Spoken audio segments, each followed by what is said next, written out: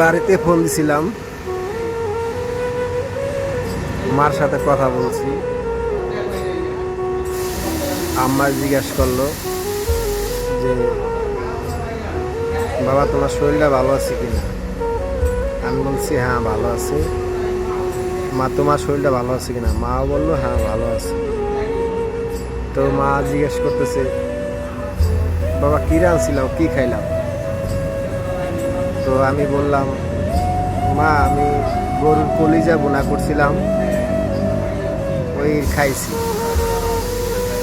মায় বিশ্বাস করলো না।